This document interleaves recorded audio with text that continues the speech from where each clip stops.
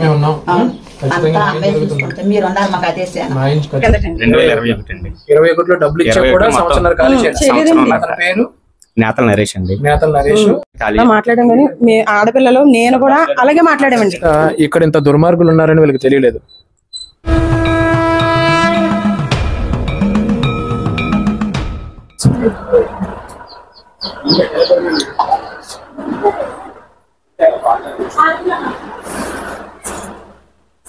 దారం దా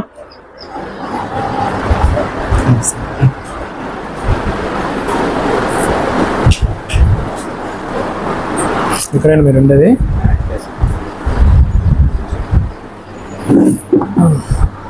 దాదాపు కూర్చో.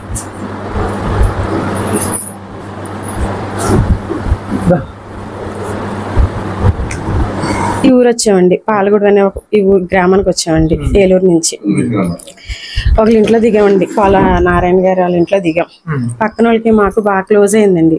వాళ్ళు బాగా ముసలోళ్ళు అయిపోయారు, పిల్లలు లేరండి. ఈ పాపనండి వాళ్ళు పెంచి పెద్ద చేశారు. మా తాతగారి ఫోటోని చూపించు అండి, పెంచి పెద్ద చేశారండి. వాళ్ళకి మాకు ఇంకా బాగా క్లోజ్ అయిపోయిందండి. మాకు 3 ఏళ్ళు ఉండి మళ్ళీ ఏలూరు వెళ్ళిపోయామండి. మేము హ్యాపీగా ఉద్యోగం చేసుకున్నారు, హ్యాపీగా ఉన్నామండి. చేతున్నా మళ్ళీ ఒక 4 సంవత్సరాల తర్వాత పిన్ని బాబాయ్ మా ఇంటికి వచ్చారండి. వస్తున్నారు వెళ్తున్నారు, వాళ్ళు మంచి చెట్లు మేమే చూసుకుంటున్నాం. వెళ్తున్నారు వస్తున్నారు, మంచి చెట్లు చూసుకుంటున్నాం అండి.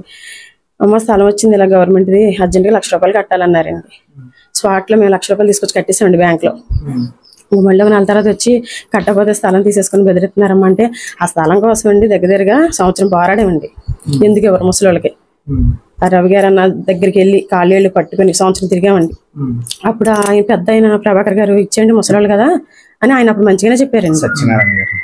ఇచ్చారండి, స్థలం ఇచ్చారండి. మా దగ్గర 3 లక్షలు ఉంటే దిగి ముందర కట్టేసామండి.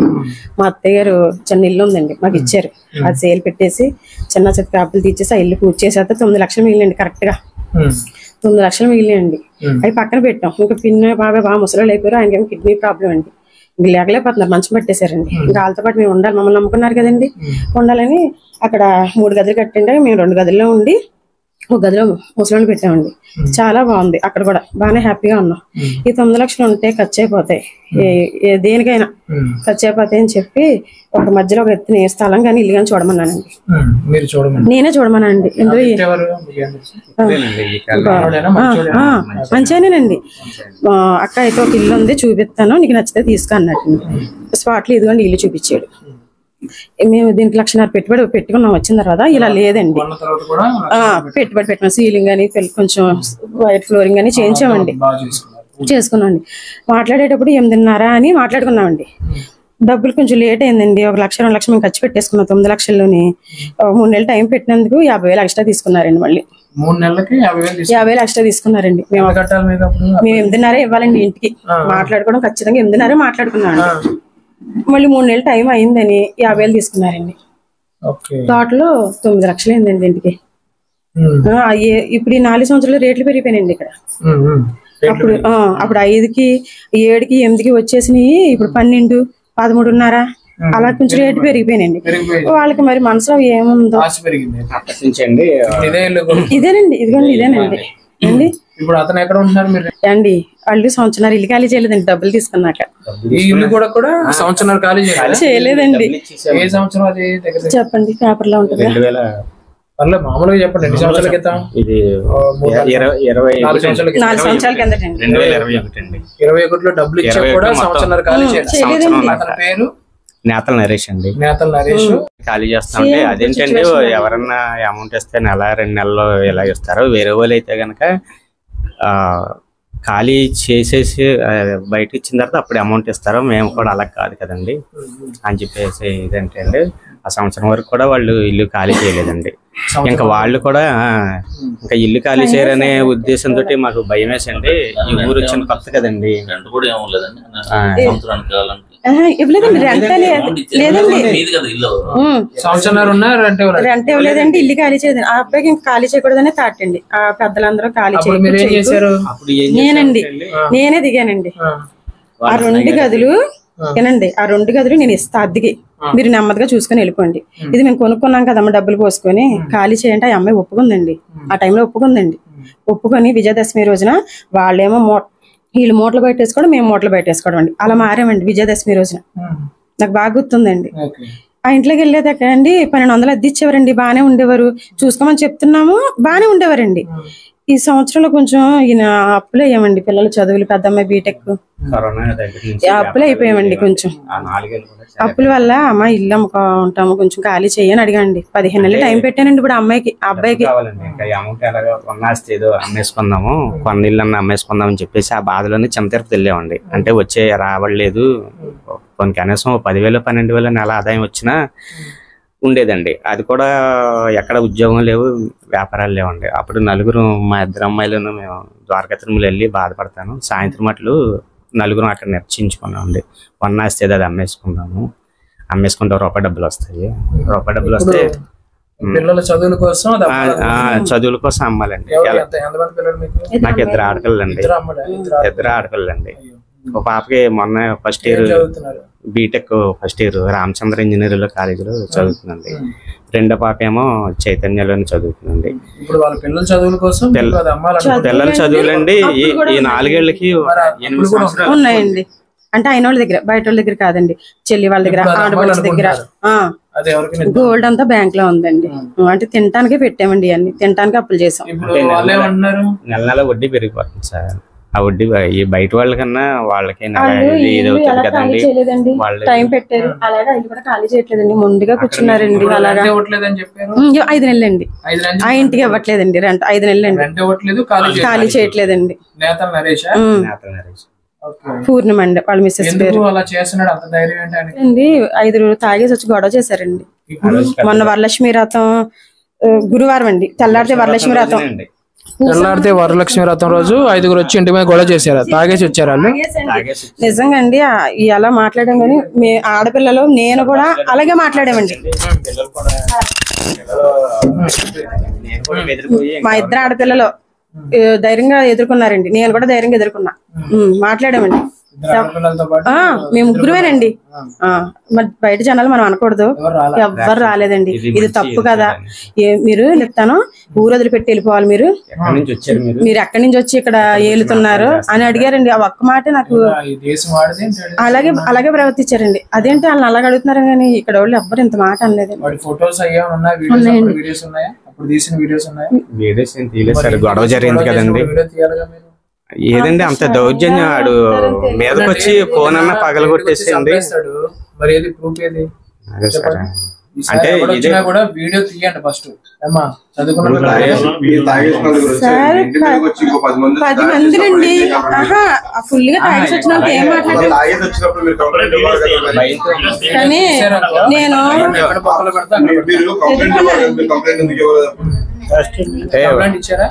కంప్లైంట్ ఇంకా అంటే పోలీస్ స్టేషన్ వరకు వెళ్ళకుండా అవసరం లేదు, కానీ జరుగుతున్న అన్యాయమే ముఖ్యం. ఊరు పెద్ద మనుషుల దగ్గరికి వెళ్ళామండి.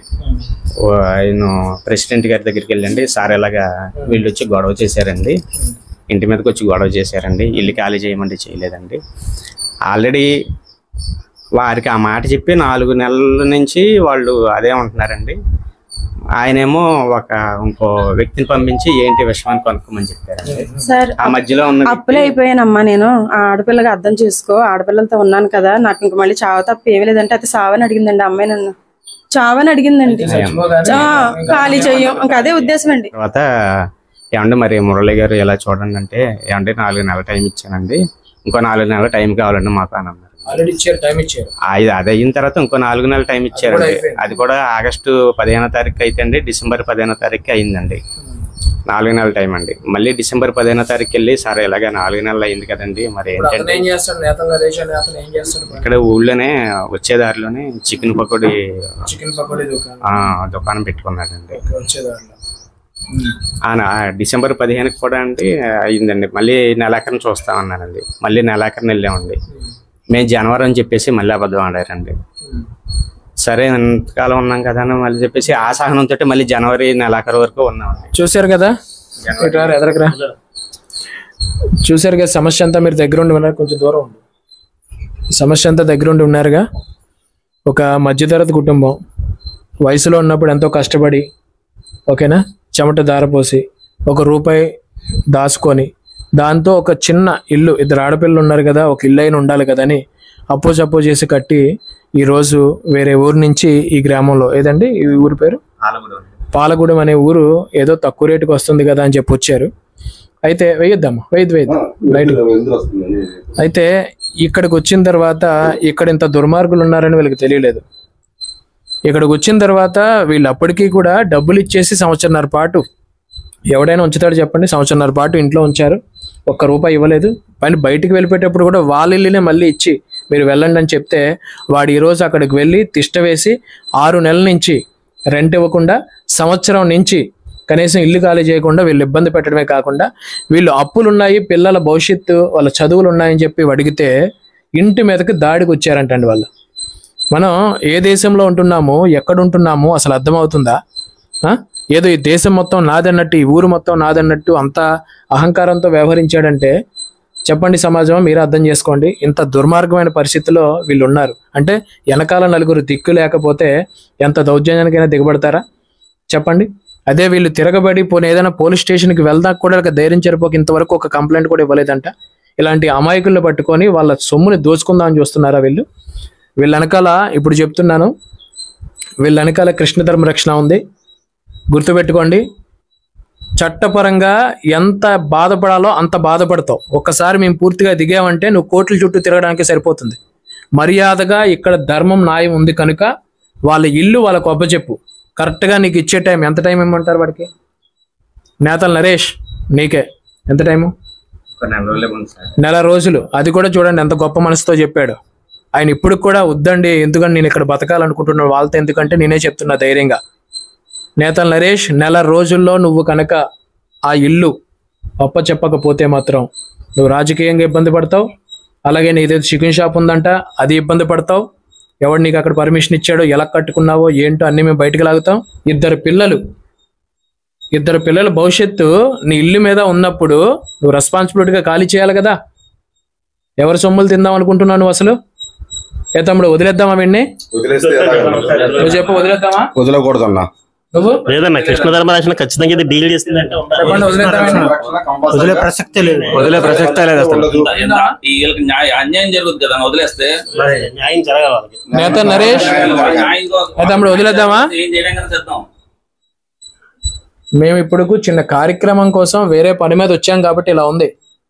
అదే మేము ఒక్కసారి కనుక ఫోకస్ చేసి వస్తే మాత్రం చాలా ఇబ్బంది పడతావు. నేతల నరేష్ గుర్తుపెట్టుకో, ఇంత పెద్ద ఇష్యూ చేయొద్దు. ధర్మం వాళ్ళ వైపు ఉంది కాబట్టి వాళ్ళ డబ్బు, వాళ్ళ ఇల్లు వాళ్ళకు అప్పచెప్పి వెళ్ళిపో. అదే అందరికీ మంచిది. అర్థమైందా? ఏదో రౌడీజం చేద్దాం, ఆడపిల్లల ఇంటి మీదకి వచ్చేసి గొడవ చేద్దాం అనుకుంటే అది సెట్ కాదు. మేము దగ్గరలోనే ఉంటాం. అర్థమైందా? మీరు రావడానికి అరగంట కూడా పట్టదు. ఇక్కడికి రావాలండి. ఇంకోసారి ఇలాంటి తింగరేసాలు కనుక చట్టాన్ని చేతిలోకి తీసుకుందాం, ఇంకేదైనా ఇంటి మీదకి వద్దాం, లేకుంటే బయటకు వస్తే వార్నింగ్ ఇద్దాం. ఆడపిల్లల జోలికి కానీ ఏమైనా వచ్చామంటే మాత్రం నీకు బొక్కలేసి మక్కలేరు కొడతారు. మామూలుగా చెప్తున్నా, నీకు మర్యాదకి చెప్తున్నాను, విను. అర్థమైందా? మొత్తం ప్రూఫ్స్ అన్ని కూడా తీసుకుంటున్నాం. ఇప్పుడు మా లాయర్ని కూడా పిలు, హైకోర్టులో వేసి పడదొప్పుతాం, దోలు తీరిపోద్ది. నీకు అర్థమైందా? అంతవరకు తెచ్చుకోకు. నువ్వేదో చేసి ఇబ్బంది పడుతున్నావు, ఏం చేస్తున్నావు, నీకు ఏదైనా సమస్యలు ఉండుకో. కానీ నువ్వేదైతే ఇక్కడ చేసావు అది ఖచ్చితంగా అన్యాయమే. ధర్మబద్ధంగా చట్టబద్ధంగా ఉంటే మంచిది, లేకుంటే చాలా ఇబ్బంది పడతావు. ఆ తర్వాత నీ వెనకాల ఎవరు వచ్చినా కూడా ఉపయోగం ఉండదు. చింతమనేని ప్రభాకర్ గారి దృష్టికి కూడా తీసుకెళ్తున్నాను. నేను ఆయనతో మాట్లాడతాను. నేను డైరెక్ట్గా ఆయనకి లెటర్ ఇస్తాను. అయితే అప్పటికండి భయం వేసి పిల్లంటే కన్సూపు లేదు, కాళ్ళు చేతులు వంకర్లు వచ్చేది, మూతి పక్క వచ్చింది. మాకు భయమే కదండి. అప్పటికప్పుడు ఆటో మీద తీసుకెళ్ళి అంబులెన్స్ ఫోన్ చేశారు. ఆ అంబులెన్స్ రాలేదు. అమ్మ అమ్మ అమ్మ చేతులు పనులు ఇట్లా గుండ్లు మీద కొట్టుకుంటాం.